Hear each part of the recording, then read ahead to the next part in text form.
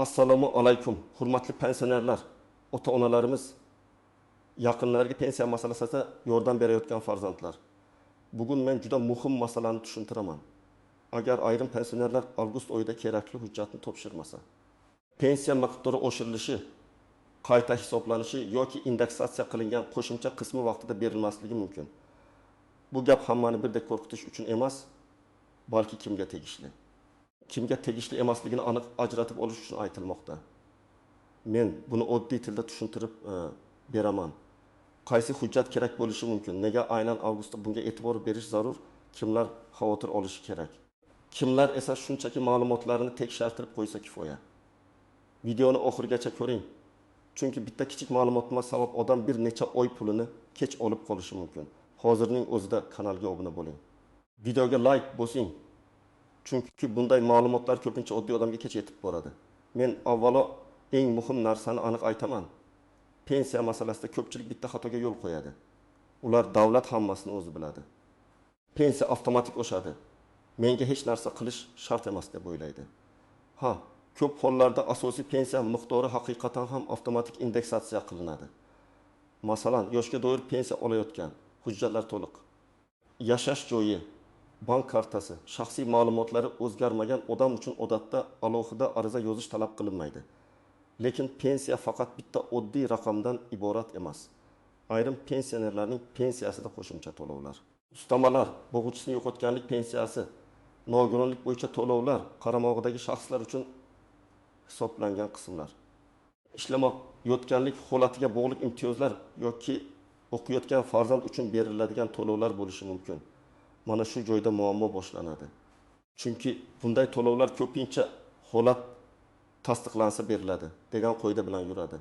Oldin ko'p joylarda odamlar hujjatni kech topshirsa ham keyin borib tushuntirib, qayta hisoblatib olardi. Ba'zan mahalla korxona, o'quv yurti yoki boshqa tashkilotdan ma'lumot kechiksa ham odamning to'lov juda katta muammosiz davom etardi. Hozir esa tizim ko'proq elektron ma'lumotlarga, bazalar o'rtasidagi tekshiruvga, muddatlarga va tasdiqlovchi hujjatlarga qarayapti. Agar tizimda kerakli ma'lumot ko'rilmasa yoki hujjat vaqtida topshirilmasa, to'lov avtomatik to'xtab qolishi, indeksatsiya qilingan qism qo'shilmasligi yoki keyingi oyga so'rilishi mumkin. Shuning uchun men bugun aytayotgan avgustdagi hujjat deganda bitta hamma uchun bir xil qog'ozni emas, balki sizning pensiya turiga bog'liq tasdiqlovchi hujjatni nazarda tutyapman. Eng ko'p uchraydiganlari o'qish joyidan ma'lumotnoma, ishlamayotganlik yoki ish joyi haqidagi ma'lumot, nogironlik holatini tasdiqlovchi hujjat, qaramog'ida bo'lgan shaxs haqidagi ma'lumot, yashash joyi yoki bank rekvizitlari yangilanganini tasdiqlovchi ma'lumot. Ayrim hududlarda bular elektron bazadan olinadi. Ayrim holatda esa odamning o'zi murojaat qilishi kerak bo'ladi. Birinchi navbatda boquvchisini yo'qotganlik pensiyasi olayotgan oilalar e'tiborli bo'lishi kerak. Masalan, farzand ota yoki onasidan ayrilgan, shu sabab pensiya olyapti. Agar farzand voyaga yetmagan bo'lsa, odatda to'lov davom etadi. Lekin 15 yoshdan oshgan farzand kunduzgi ta'limda o'qiyotgan bo'lsa, ko'pincha o'qiyotganini tasdiqlovchi ma'lumotnoma talab qilinadi. Nega avgust muhim? Chunki yangi o'quv yili boshlanishi oldidan ko'plab ta'lim muassasalarida talabaning keyingi kursga o'tgani, o'qishni davom ettirayotgani, akademik ta'tilga chiqmagani yoki o'qishdan chetlatilmagani aniqlanadi. Oddiy misol keltiraman. Ona 2 farzandi bilan bo'g'uvchisini yo'qotganlik pensiyasi oladi. Katta farzandi 19 yoshda kollej yoki universitetda kunduzgi bo'limda o'qiydi. Agar avgust oyida yoki o'quv yili boshlanishi arafasida o'qish joyidan ma'lumotnoma olinib, pensiya jamg'armasi bo'limiga taqdim etilmasa, tizim bu farzand endi o'qimayapti deb qabul qilishi mumkin. Natijada o'sha farzandga tegishli qism to'xtaydi yoki oshirilgan miqdor hisoblanmaydi. Keyin odam sentyabr yoki oktyabrda yugurib yuradi, ma'lumotnoma olib boradi, ariza yozadi, qayta hisoblashni kutadi. Bu esa oilaning oylik daromadiga ta'sir qiladi. Ikkinchi guruh nogironlik pensiyasi yoki nogironlik nafaqasi olayotganlar. Agar nogironlik muddatsiz belgilangan bo'lsa, odatda har oy qayta tasdiqlash talab qilinmaydi. Lekin nogironlik ma'lum muddatga berilgan bo'lsa, tibbiy ijtimoiy ekspertiza muddati tugayotgan bo'lishi mumkin. Odam hali pensiyam tushyapti-ku deb yuradi. Lekin muddat tugagandan keyin tizim yangi tasdiqni ko'rmasa, to'lov to'xtashi yoki qo'shimcha ustamalar berilmasligi mumkin. Avgustda buni tekshirib qo'yish juda muhim. Chunki ko'p oilalarda kuz fasli xarajatlari ko'payadi. Dori-darmon, bolalarning o'qishi, kommunal to'lovlar, qish tayyorgarligi. Masalan, bir pensioner ikkinchi guruh nogironlik bo'yicha pensiya oladi. Uning pensiyasi 1 million 200 ming so'm bo'lsin. Indeksatsiyadan keyin shartli ravishda 1 million 320 ming so'm bo'lishi kerak. Lekin nogironlik muddati bo'yicha ma'lumot bazada yangilanmagan bo'lsa, to'lov eski tartibda qolishi yoki vaqtincha ushlab turilishi mumkin. Keyin hujjat topshirilgach, qayta hisob-kitob qilinadi. Lekin odam shu orada bir yoki ikki oy qiynalib qoladi. Muammo shunda, pul keyin berilishi mumkin, ammo bugungi dori bugun kerak, bugungi oziq-ovqat bugun kerak. Uchinchi guruh ishlayotgan va ishlamayotgan pensionerlar. Ba'zi to'lovlar yoki qo'shimcha ustamalar pensionerning ishlayotgan, ishlamayotgan holatiga bog'liq bo'lishi mumkin. Agar odam ishlamayotgan, lekin tizimda eski ish joyi bo'yicha ma'lumot qolib ketgan bo'lsa, u o'ziga tegishli oshirilgan yoki qayta hisoblangan qismini vaqtida olmasligi mumkin. Yoki aksincha odam ishga kirgan, lekin buni bildirmagan, keyinchalik ortiqcha to'lov aniqlansa, undan qaytarish talab qilinishi mumkin. Men amaliyotda eng ko'p ko'radigan muammolardan biri shu.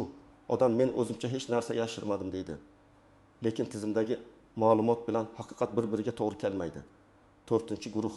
Qaramog'ida mehnatga layoqatsiz shaxs bo'lgan pensionerlar. Ayrim holatlarda pensionerning qaramog'ida voyaga yetmagan bola, nogironligi bo'lgan shaxs yoki boshqa ta'minotga muhtoj oila a'zosi bo'lsa, bu pensiya miqdoriga ta'sir qilishi mumkin. Lekin qaramog'idagi shaxs haqidagi ma'lumot o'zgarsa, masalan, bola 12 yoshga to'lsa, o'qishga kirsa yoki o'qishni tugatsa, yashash joyi o'zgarsa, oilaviy holat o'zgarsa, bularning hammasi hujjat bilan tasdiqlanishi kerak bo'ladi.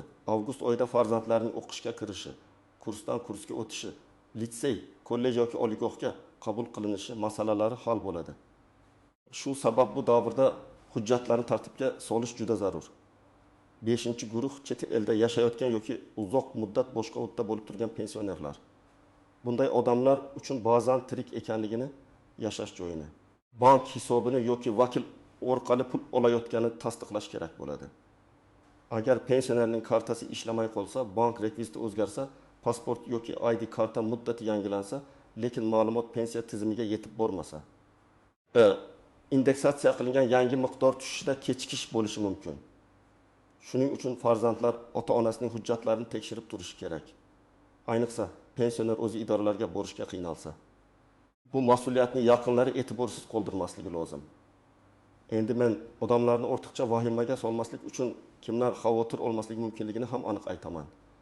Agar siz oddiy yoshga doir pensiya olsangiz, hech qanday qo'shimcha shartli ustama bo'lmasa, ishlash holatingiz pensiyangizga ta'sir qilmasa, nogironlik qayta ko'rigidan o'tishingiz shart bo'lmasa, boquvchisini yo'qotganlik bo'yicha o'qish ma'lumotnomasi talab qilinmasa, shaxsiy ma'lumotlaringiz o'zgarmagan bo'lsa, odatda pensiya indeksatsiyasi avtomatik amalga oshadi.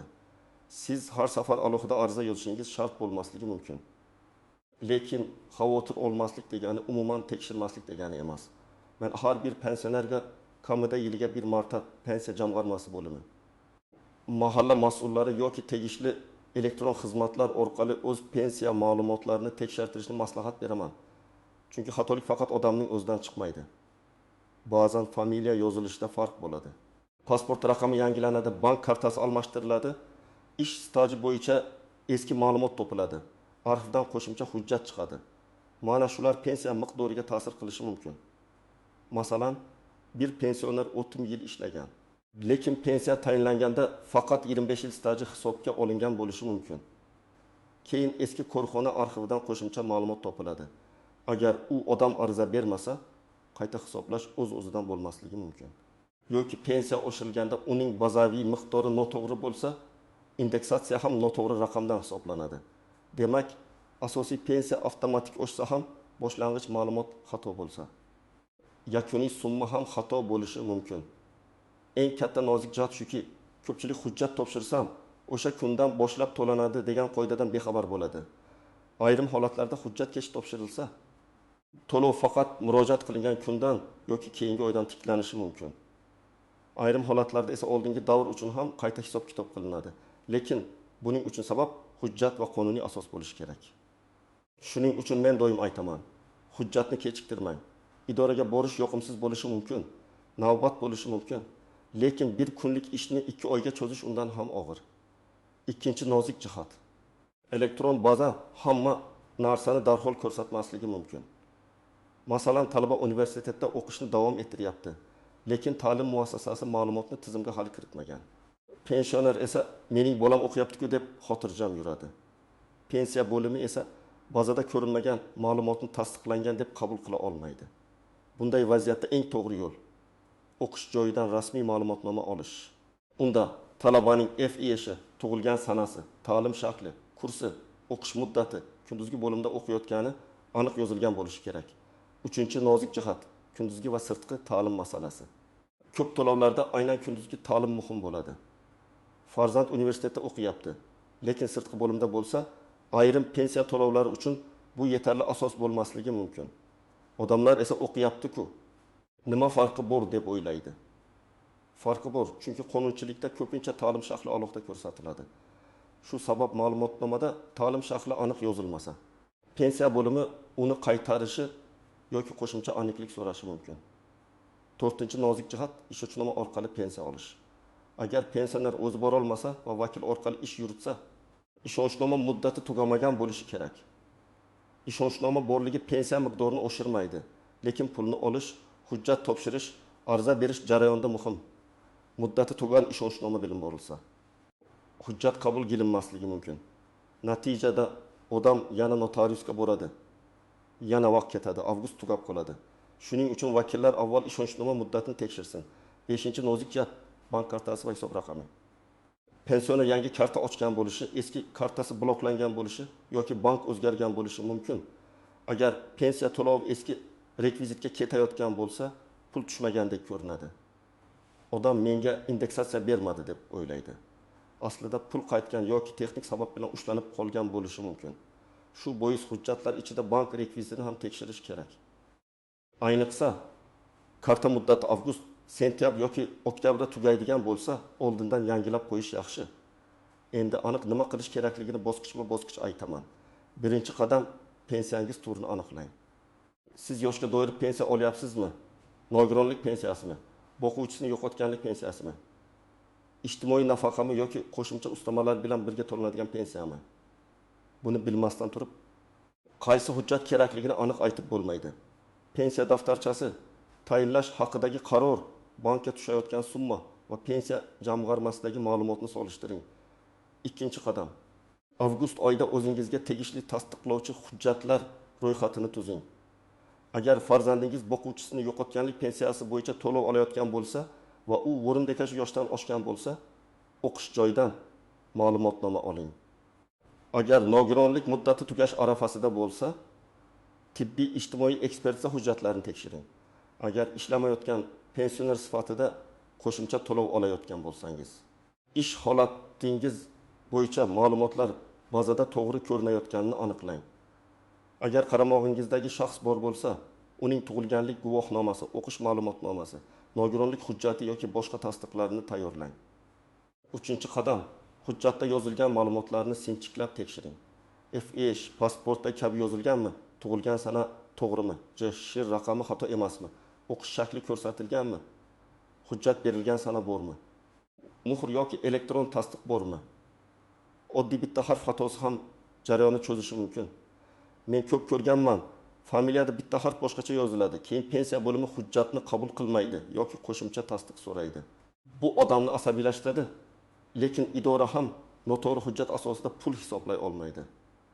4-qadam. Pensiya jamg'armasining tuman yoki shahar bo'limiga murojaat qiling. Borishdan oldin telefon orqali yoki mahalla orqali qabul vaqti kerakli hujjatlar ro'yxati elektron navbat tartibini aniqlab oling. O'zingiz bilan pasport yoki ID karta, pensiya hujjatlari, bank rekviziti, kerakli ma'lumotnoma, ishonchnoma bo'lsa ishonchnoma, ariza yozish uchun kerak bo'ladigan ma'lumotlarni oling. Agar hujjatni farzandingiz topshirsa, uning vakolatini tasdiqlovchi hujjat kerak bo'lishi mumkin. 5-qadam. Arizada talabingizni aniq yozing. Masalan, o'qishni davom ettirayotgan farzandim bo'yicha boquvchisini yo'qotganlik pensiyasini davom ettirish va indeksatsiya qilingan miqdorda hisoblashni so'rayman yoki nogironlik hujjatlarim yangilanganligi sababli pensiyamni qayta hisoblab berishni so'rayman degan mazmunda yoziladi. Ariza juda uzun bo'lishi shart emas, lekin nima so'ralayotgani tushunarli bo'lishi kerak. Ariza qabul qilinganini tasdiqlovchi raqam, sana yoki nusxani albatta saqlab qo'ying. 6-qadam.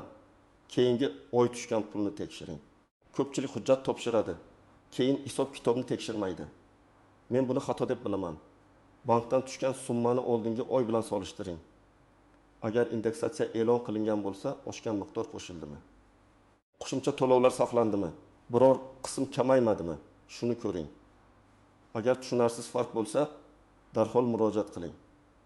3-4 oy kutib yurish kerak emas, chunki keyin qaysi oyda nima bo'lganini aniqlash qiyinlashadi. 7-qadam. Barcha hujjatlarning nusxasini saqlang. Qog'oz nusxa bo'lsa alohida papkaga soling. Telefoningizda rasmga olib qo'ying. Farzandlaringizga ham yuboring. Ma'lumotnoma, ariza qabul qilingan sana bank rekviziti, ekspertiza xulosasi, o'qish joyidan berilgan hujjat, bularning hammasi keyin kerak bo'lib qolishi mumkin. Hujjat yo'qolsa odam yana boshdan yuguradi. Birinchi misol. 18 yoshli pensioner ayolning pensiyasi 1.500.000 so'm.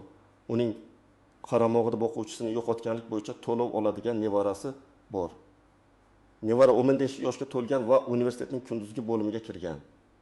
Oila o'qishga kirganini xursandchilik bilan kutib oladi. Lekin pensiya bo'limiga ma'lumotnoma topshirishni unutadi. Sentyabrda tushadigan pul kutilgandan kam bo'ladi. Nega? Chunki tizim nevara endi voyaga yetgan. O'qiyotgani tasdiqlanmagan deb ko'rgan. Agar ular avgustda universitetdan ma'lumotnoma olib topshirganida to'lov uzluksiz davom etardi. Ikkinchi misol, pensiona erkak nogironlik pensiyasi oladi. Uning tibbiy xulosasi muddati avgust oxirida tugaydi. U esa har doim berib kelishyapti, bu yil ham tushaveradi deb o'ylaydi. Sentyabrda pul kechikadi. Keyin tekshirilsa, qayta ko'rikdan o'tish kerak bo'lgan. U hujjatlarni to'plaguncha, shifokor ko'rigidan o'tguncha, yangi xulosa chiqquncha vaqt ketadi. Bu yerda muammo pensiya bo'limi yomon ishlaganda emas, hujjat muddati tugaganida. Shuning uchun men nogironlik hujjati bor pensionerlarga ayniqsa ehtiyot bo'ling deyman. 3-misol. Pensioner ayol ishlamayotgan pensioner sifatida ayrim imtiyozli to'lovlardan foydalanadi. Lekin u bir oyga shartnoma asosida ishga kirgan, keyin ishdan chiqqan. Ishdan chiqqani haqidagi ma'lumot tizimda yangilanmagan. Natijada keyingi hisob kitobda u ishlayotgan deb ko'rinadi. U men axir ishlamayapman deydi. Lekin buni tasdiqlash kerak bo'ladi. Agar avgustda ma'lumotlarni tekshirtirib qo'yganida sentyabr, oktyabrda ortiqcha muammo chiqmasdi. 4-misol. Pensionerning bank kartasi avgustda tugaydi. U yangi karta oladi. Lekin pensiya bo'limiga yangi rekvizitni bermaydi. Yoki bank avtomatik yangilaydi deb o'ylaydi. Keyingi oy pul tushmaydi. Aslida pul hisoblangan, lekin texnik sabab bilan eski hisobga ketgan yoki qaytgan bo'lishi mumkin. Odam buni indeksatsiya berilmadi deb tushunadi. Shuning uchun karta, hisob raqami, telefon raqami, yashash manzili o'zgarsa, tegishli joyga xabar berish kerak. Men sizga eng muhim tavsiyani aytaman. Avgust oyini hujjatlarni tekshirish oyi deb biling. Hamma pensioner ham yangi hujjat topshirishi shart emas, lekin har bir pensioner o'z holatini aniqlashi kerak. Sizning pensiyangiz oddiy avtomatik indeksatsiya qilinadimi yoki unda tasdiqlovchi hujjatga bog'liq qism bormi? Mana shu savolga javob toping. Agar o'zingiz tushunmasangiz, farzandingizdan, mahalla mas'ulidan, pensiya jamg'armasi xodimidan so'rang. Savol berish uyat emas. Pulingizni yo'qotib qo'yish yoki oylar davomida kutish og'irroq. Agar siz boquvchisini yo'qotganlik pensiyasi olayotgan bo'lsangiz, 12 yoshdan oshgan farzand yoki nevaraning o'qish ma'lumotnomasini tayyorlang. Agar nogironlik pensiyasi bo'lsa, hujjat muddati va qayta ko'rik sanasini tekshiring. Agar qaramog'ingizda shaxs bo'lsa, uning holati o'zgarmaganini aniqlang. Agar ishlash holatingiz o'zgargan bo'lsa, bu ma'lumot tizimda to'g'ri aks etganini tekshiring. Agar bank kartangiz, pasportingiz, manzilingiz o'zgargan bo'lsa, yangi ma'lumotni yangilating. Men yana bir narsani alohida ta'kidlayman.